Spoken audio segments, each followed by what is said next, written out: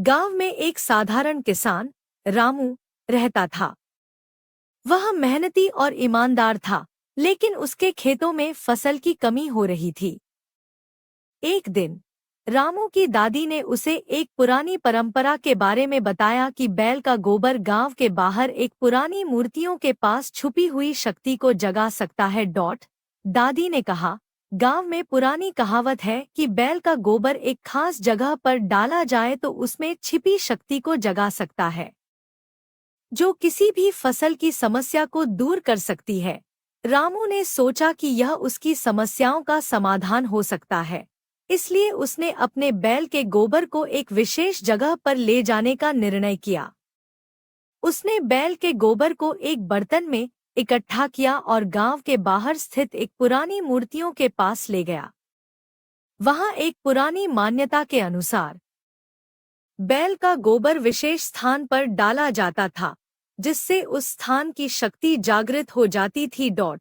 रामू ने ध्यानपूर्वक गोबर को मूर्तियों के पास डाला और प्रार्थना की। अचानक वहां एक अजीब सी हलचल शुरू हुई।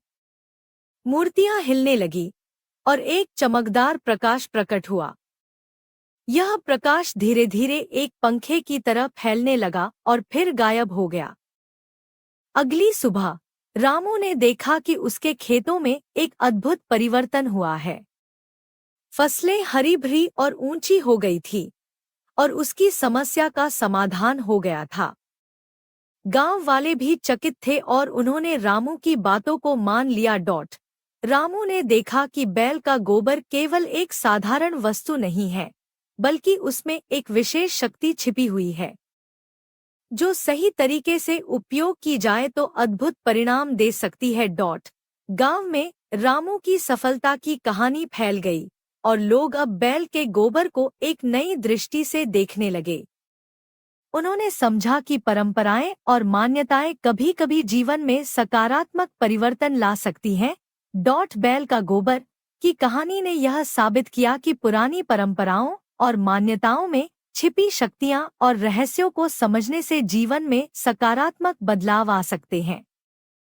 रामू ने यह सिद्ध कर दिया कि विश्वास और सही दिशा में किया गया प्रयास किसी भी समस्या का समाधान कर सकता है। बैल का गोबर ने यह सिखाया कि कभी-कभी हमें अपनी पुरानी मान्यताओं और परंपराओं को नए नजरिए से देखना चाहिए और उनसे सीख लेकर जीवन में सुधार लाना चाहिए। अगर आपको यह कहानी पसंद आई हो तो हमारे चैनल को लाइक करें, सब्सक्राइब करें